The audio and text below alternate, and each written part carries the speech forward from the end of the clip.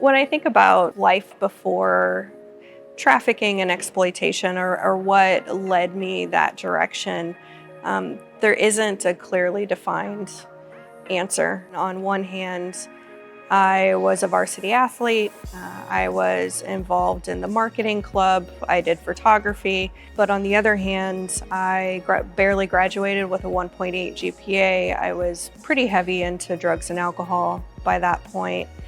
And I was dealing with undiagnosed PTSD from previous assaults. I spent a lot of my adolescence going in and out of depression and dealing with suicidal ideations, suicide attempts. And, I think I look back on that time and I was definitely primed and ready for somebody to swoop in and offer me kind of a different way of life. I got into the sex trade because I was sleeping in my car and I didn't have a place to go and I didn't have a support network.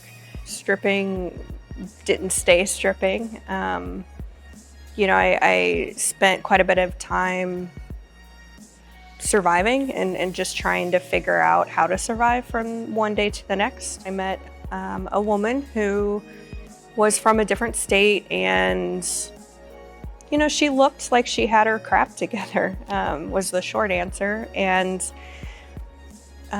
she offered me a way out of the situation that I was in. I met her boyfriend shortly after, and within a few days we went to California. They try to get you to go with them quickly, because the longer time that you have to really think about the situation, the more likely you are to walk away from it. And so if they could get me out of my comfort zone, if they could get me into a different state, I was less likely to leave. And that's exactly what happened. When I got out of the life, I did not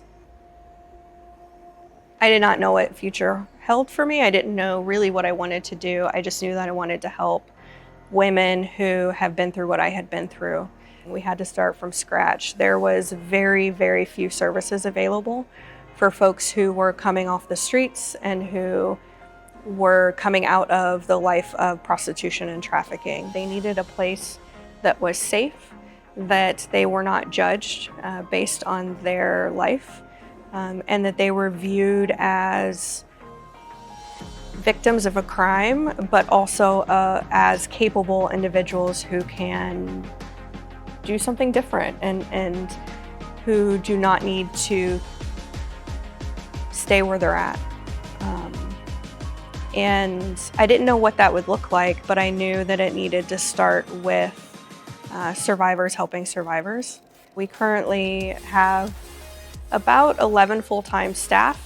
We've served over 200 individuals since we opened in November of 2015, and we're currently serving about 70 to 80 folks a week. We have not been able to grow the way that we have grown and to serve the folks that we serve without your help and without the help of our community. And we cannot continue to provide services and offer hope and healing to survivors without your help.